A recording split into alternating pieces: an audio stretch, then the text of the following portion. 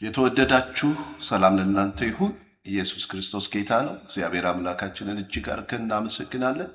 የእግዚአብሔር አምላካችን ስም የተባረከ ይሁን። ኢየሱስ ክርስቶስ ጌታ ነው።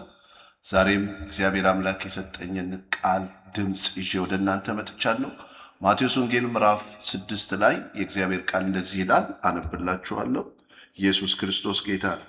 ማቴዎስ ምዕራፍ 6 ቁጥር 31 ጀምሮ እንደዚህ ይላል፣ እንግዲህ ምን እንበላለን፣ ምንስ እንጠጣለን፣ ምንስ እንለብሳለን ብላችሁ አትጨነቁ። ይህንንስ ሁሉ አሕዛብ ይፈልጋሉ። ይህ ሁሉ እንዲያስፈልጋችሁ የሰማይ አባታችሁ ያውቃልና። ነገር ግን አስቀድማችሁ የእግዚአብሔርን መንግሥት ጽድቅኑን ፈልጉ፣ ይህም ሁሉ ይጨመርላችኋል ይላል። የእግዚአብሔር አምላካችን ስም የተባረከ ይሁን። ዛሬ በልቤ ወደ እናንተ ይዤላችሁ የመጣሁት የእግዚአብሔር ቃልና በመጨረሻም የምጸልይላችሁ ስለ ጭንቀት ነው። መጽሐፍ ቅዱስ 4 ነጥብ አድርጎ ያስቀመጠልን ነጥብ ምንድን ነው? አትጨነቁ የሚል ነው እና መልእክቴ አትጨነቁ የሚል ነው። ኢየሱስ ክርስቶስ ጌታ ነው። ይሄ አሁን ያነበብኩላችሁ ክፍል ማቴዎስ ወንጌል ምዕራፍ 6 ላይ ከቁጥር 25 ጀምሮ ነው ታሪኩ የሚያያዘው። በዚያን ጊዜ ጌታ ኢየሱስ ክርስቶስ በምድር ላይ በነበረ ጊዜ ሰዎች ከሚያስጨንቃቸው ዋና ዋና ነጥቦች ምን እንበላለን፣ ምንስ እንጠጣለን፣ ምንስ እንለብሳለን የሚለው አስጨናቂ የሰው ልጅ ጥያቄ ነበር። ሰው ልጅ በዛ ጊዜ የሚበላው ያሳስበው ያስጨንቀው ነበር። የሚጠጣው ያሳስበው ያስጨንቀው ነበር። የሚለብሰው ያሳስበው ያስጨንቀው ነበር። እነኚህ 3 ነገሮች ሰዎችን ወደ ጭንቀት ይወስዳሉ። ጌታ ኢየሱስ ክርስቶስ ደግሞ እነዚህ 3 ነገሮች ሊያስጨንቃችሁ አይገባም፣ አትጨነቁ እያለ ይናገራል። ለምን ብትሉ እኔ አላቸው የሰማይ አባታችሁ እነዚህ ነገሮች እንደሚያስፈልጋችሁ ያውቃል። መብል ነው እንደሚያስፈልጋችሁ ያውቃል። መጠጥ ነው እንደሚያስፈልጋችሁ ያውቃል። ልብስ ነው እንደሚያስፈልጋችሁ ያውቃል። አያችሁ፣ ከዚህ ነገር የተነሳ እኛን የሚያስጨንቀን ነገር የሰማይ አባታችን ስለሚያውቀው አትጨነቁ ይላል። አሁን እዚህ ክፍል ላይ ያለውን ሐሳብ ነው የነገርኳችሁ። ይሄ በዛን ዘመን የነበሩ ሰዎች ለሰዎች ትልቁ ጭንቀት የነበረ ነው። አሁን ባለንበት በዚህ በመጨረሻው ዘመን ጌታ አትጨነቁ የሚለው ስለ መብላት ብቻ አይደለም። መብላት አሁንም ችግር ያለብን ሰዎች ልንኖር እንችላለን። ስለ መልበስ ብቻ አይደለም፣ ስለ መጠጥ ብቻ አይደለም። ስለ ሕይወት ሰው ይጨነቃል። ስለ ነገ ሰው ይጨነቃል። ስለ ስራው ሰው ይጨነቃል። ስለ ቤተሰቡ፣ ስለ ትዳሩ፣ ስለ ልጆቹ ሰው ይጨነቃል። ስለሚኖርበት አገር ሰው ይጨነቃል። አሁን ይውላችሁ ጠላት ትልቁ መሳሪያ እኛን ከጨዋታ ለማውጣት ሲፈልግ፣ እምነታችንን መምታት ሲፈልግ የሰይጣን የመጀመሪያው መሳሪያ ማስጨነቅ። ጭንቀት እንዲሁም ይመጣ አይደለም። ጭንቀት ብዙ ከማሰብ ነው። እንድናስብ የእግዚአብሔር ፈቃድ ነው። እግዚአብሔር እንድናስብ አድርጎ ነው የፈጠረን። ማሰብ ሲበዛ ግን አንድን ነገር ደግመን ደግመን ደግመን ስናስበው ወደ ጭንቀት፣ አያችሁ፣ ጭንቀት ደግሞ ወደ በሽታ፣ በሽታ ደግሞ ወደ ሞት፣ ወደ ሐዘን ይመራል። ለዚህ ነው ጌታ ኢየሱስ ክርስቶስ አትጨነቁ ያለው። አሁንም አንድ ነገር ልነግራችሁ የምፈልገው ምንድን ነው ካላችሁ፣ ይህንን ድምፅ ደግሜ ልነግራችሁ እፈልጋለሁ። ጌታ አትጨነቁ ይላል። ስለ ልጆቻችሁ አትጨነቁ፣ ስለ ስራችሁ፣ ስለ ቢዝነሳችሁ አትጨነቁ፣ በምትኖሩበት አገር ላይ ስላለው ሲቹዌሽን አትጨነቁ። ለምን? እናንተን የሚያስጨንቃችሁን ነገር እኔ አውቃለሁ እያለ። አያችሁ፣ ለዚህ ነው እነኚህ በመብል ይጨነቁ የነበሩት፣ በሚለበስ ይጨነቁ የነበሩትን የሰማይ ወፎች አይዘሩም አያጭዱም ካለ በኋላ የሰማይ አባታችሁ ይመገባችኋል ይላል። አያችሁ፣ አልተጨነቁ። ግን የሰማይ ወፎች ምን ያደርጋሉ? ይወጣሉ፣ ምግብ ፈልገው ይንቀሳቀሳሉ። እዛው ጎጇቸው ውስጥ አይደለም። አያችሁ፣ ይወጣሉ፣ ይንቀሳቀሳሉ፣ የሆነ ነገር ያደርጋሉ። የሰማይ አባታቸው ግን ይመግባችኋል። ምን ማለት ነው? አያስጨንቃችሁ፣ እኔ መገባችኋለሁ። አያችሁ፣ ስለ ምን እንለብሳለን ሲል ደግሞ ስለ ጌጥ፣ ስለ አበባ ነው የሚናገረው። አይገርማችሁ? ምንም ሳይሆኑ ዛሬ ታይተው ደምቀው ነገ የሚደርቁ እሳት የሚበላቸው አበቦች እንዴት እንደሚያምሩ እንደዛ አትጨነቁ፣ ምን እንለብሳለን ብላችሁ እኔ አለብሳችኋለሁ።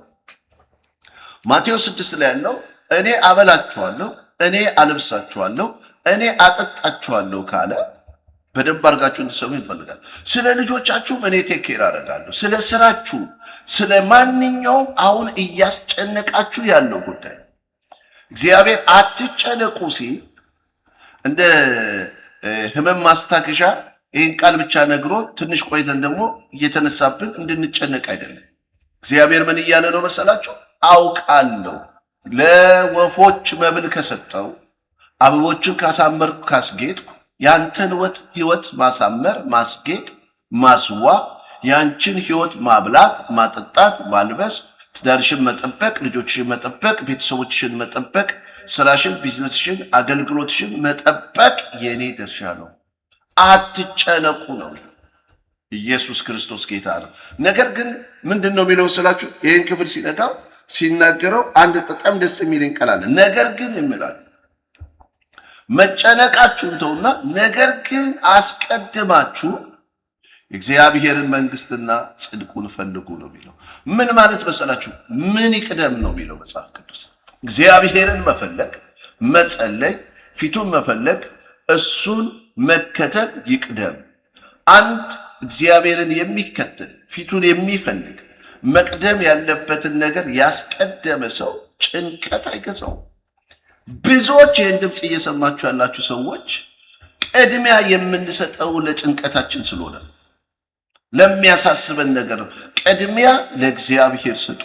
ቅድሚያ ለቃሉ ስጡ። ቅድሚያ ለጸሎት። እስቲ በሕያው በእግዚአብሔር ፊት ጉዳያችሁን ያዙትና እግዚአብሔር ፊት አቅርቡት፣ ጸልዩና ከዛ የሚያስጨንቃችሁ እናንተ ላይ አቅርብ አይኖረው። እርግጠኛ ሆኜ ነው የምነግራችሁ። መዝሙር በቅንፍ 55 ቁጥር 22 ላይ የእግዚአብሔር ቃል እንደዚህ ይላል። በዚህ ቃል ነው የምጨርሰው። መዝሙር በቅንፍ 55 ቁጥር 22 ላይ ትካዜህን፣ በሌላ ቋንቋ ላይ ጭንቀትህን ማለት ነው፣ ትካዜህን በእግዚአብሔር ላይ ጣለው። አትያዘው።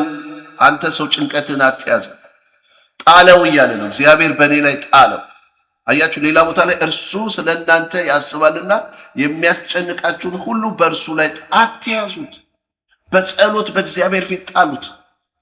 በቃ ፊቱን በመፈለግ በእግዚአብሔር ፊት ጣሉት። ብታውጠነጥኑ፣ ብታወጡ፣ ብታወርዱ፣ በዚህኛው ብትሉ አታሸንፉ። ጭንቀት በሰው ፓወር አይሸነፍም። እግዚአብሔር ጣልቃ ካልገባበት አይሸነፍም። ስለዚህ ትካዜህን በእግዚአብሔር ላይ ጣል። እግዚአብሔር እኔ ልሸከም እንኳን ለእኔ ላይ ጣሉት። አንተ ለምን ስጠው፣ አንቺ ለምን ትጨነቃለህ? በእኔ ላይ ጣዩ እያለ ኢየሱስ ክርስቶስ ጌታ ነው። እግዚአብሔር የተመሰገነው። ትካዜህን በእግዚአብሔር ላይ ጣል፣ እርሱም ይደግፈሃል፣ ከጭንቀት ያወጣል ማለት ነው። በጣም የሚገርመን ከዛ ቀጥሎ ያለው ቃል ለጻድቁ ለዘላለም ሁከትን አይሰጠውም ይላል። ለዘላለም ሁከት አይሰጠውም። አንተ ሁከት ያንተ አይደለም። ዛሬ በሕያው በእግዚአብሔር ቃል ጭንቀት የሚባል ጓደኛችሁን፣ ጭንቀት የሚባል ወዳጃችሁን፣ ጭንቀት የሚባል አብሯችሁ መስሪያ ቤት የሚሄድ አብሯችሁ የሚበላ አብሯችሁ የሚጠጣ አብሯችሁ ቸርች የሚሄድ አብሯችሁ የሚተኛ ጭንቀት፣ ሁከት፣ ትካዜ በጌታ በኢየሱስ ስም ሐዘን በዚህ በእግዚአብሔር ቃል ተለያዩት። በቃ ጭንቀት የእናንተ አይደለም፣ አልተፈቀደም። እንዴ እንደዚህ እኮ ነው የሚለው ማቴዎስ 6 ላይ አሕዛብም እንኳን እንደዚሁ ይጨነቃሉ፣ እናንተ ከነሱ በምንድን ነው የምትለዩት ይላል። አምላክ የሌላቸው እግዚአብሔር የሌላቸው የሚያስጨንቃችሁን በእኔ ላይ ጣሉ የሚል የሌላቸው እነሱ እንደሚጨነቁት እናንተ ከተጨነቃችሁ ልዩነታችሁ ምን ላይ ነው? እኛ እኮ ልዩነት አለ። ከጨለማ ወደሚደነቅ ብርሃን የተጠራን ምን ማለት ነው? ከጭንቀት ወደ ሰላም ወደ እረፍት።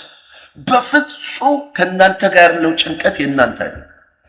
በፍጹም እንቅልፍ የነሳችሁ፣ ሰላም የነሳችሁ፣ ምግብ አላስበላ ያላችሁ፣ ሰው እንዳታገኙ የሚያደርግ ጭንቀት ባይዘው ስልክ እንድታነሱ አይፈቅድም። ሰው እንድታወራ አይፈልግም። ሰው መካከል እንድትገናኙ ያደርጋል። ያደክማል፣ ልብን ያደክማል፣ ጤናን ያደክማል፣ ራስ ምታት ያስይዛል፣ ያዞራል፣ ያስጨንቃል። እነዚህ ሁሉ የእናንተ አይደሉም። ለጻድቁ ሁከትን አይሰጠውም ነው የሚል እግዚአብሔር ቃል። ሁከት የእናንተ አይደለም። አሁን የምትታወቁ ሰዎች፣ አሁን የምትጨነቁ ሰዎች፣ አሁን ተስፋ የቆረጣችሁ ሰዎች፣ አሁን ግራ የገባችሁ ሰዎች የሰራዊት ጌታ እግዚአብሔር እንዲህ ይላል፣ ትካዜህን በእኔ ላይ ጣለው፣ ጭንቀትህን በእኔ ላይ ጣለው። ኢየሱስ ክርስቶስ ጌታ ነው። ከዛስ ለጻድቁ ፈጽሞ ሁከትን አይሰጠውም። ሂድ በሉት፣ ሁከት የኔ አይደለም። አትቀበሉት፣ አትስሙት፣ ጊዜ አትስጡት። ከአንድ ሰከንድ እንኳን እናንተ ላይ እንዲሰለጥን አታልኩት። እንዳትበሉ እስኪከለክላችሁ ጉልበት አትስጡት። እንዳትተኙ እንቅልፍ እስኪከለክላችሁ ጉልበት አትስጡት። በጌታ በኢየሱስ ስም ጸልያለሁ። አባት ሆይ ይሄን ቃል እየሰሙ ላሉ ሁሉ አትጨነቁ የሚለውን ቃል አውጃለሁ። እህቴ አትጨነቂ፣ ወንድሜ አትጨነቅ።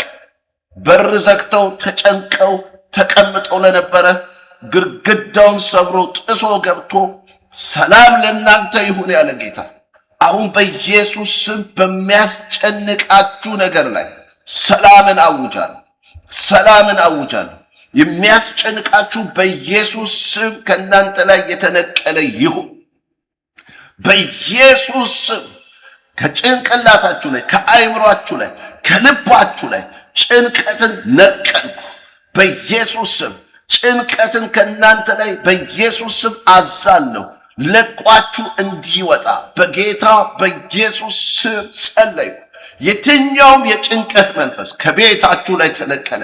ደስታችሁን የቀማ፣ ሰላማችሁን የቀማ፣ ረፍታችሁን የቀማ ጭንቀት በኢየሱስ ስም አሁን ከእናንተ ላይ አራቁ። በቃ ጭንቀት ተነቀለ ብላችሁ ከሰውነታችሁ ላይ፣ ከልብሳችሁ፣ ከቤታችሁ ላይ የተራገፈ በቃ ይራገፍ። ልክ አዋራ ከልብሳችን ላይ እንደምታራግፉ ጭንቀትን ካይምሯችሁ በኢየሱስ ስም በእምነት ብላችሁ አራግፉ። ኢየሱስ ክርስቶስ ጌታ ነው። አእምሮን ሁሉ የሚያልፍ የእግዚአብሔር ሰላም በክርስቶስ ኢየሱስ ልባችሁን ይጠብቃል ይላል እግዚአብሔር ቃል። አንድ ሰው ይሄ ድምፅ ይሄ ቃል የኔን ያለ አእምሯችሁን ሁሉ የሚያልፍ በቃ ከእናንተ ግምት ጥበቃ በላይ የሆነ ሰላም ወደ እናንተ ሲመጣ ያለው ሰላም፣ በቤታችሁ ሲገባ ያለው ሰላም፣ ልባችሁ በእግዚአብሔር ሰላም ሲጠበቃ ያለ በቃ ተውለት፣ ጣሉ። ልጆች ነው በእግዚአብሔር ላይ ጣሉ። ትዳራችሁን በእግዚአብሔር ላይ ጣሉ። አላገባው የምትሉ ሰዎች ስለሚመጣው ትዳር በእግዚአብሔር ላይ ጣሉ። ስራ የለኝም በእግዚአብሔር ላይ ጣሉ። አገልግሎት የለኝም በእግዚአብሔር ላይ፣ የቤተ ክርስቲያን የትኛው መንፈሳዊ የሆነ ምድራዊ ጉዳዮቻችንን በእግዚአብሔር ላይ ጣሉ። ለጻድቁ ሁከትን አይሰጠውም። ስለዚህ ሁከት ያንተ አይደለም፣ ውጣ፣ አትቀበለው። ሁከት ያንተ አይደለም። በቃ መጨነቅና አትጨነቁ ነው በጌታ በኢየሱስ ስም። ይሄ ቃል ጭንቀት ከሚባለው ዓለም ሲያወጣችሁ አየው። በኢየሱስ ክርስቶስ ስም የሆነ ነገር ሲሆን በእግዚአብሔር ላይ ጣሉት። ትካዜን በእግዚአብሔር ላይ ጣል። ጥላችሁ ተመልሳችሁ አትያዙት። በቃ የጣለ ሰው ተመልሶ አያነሳ። ጣሉ። ጸልየህ ተንበርክከህ ጸልየህ ጥያለሁ በአንተ ላይ ብለህ ይዘኸው አትነሳ።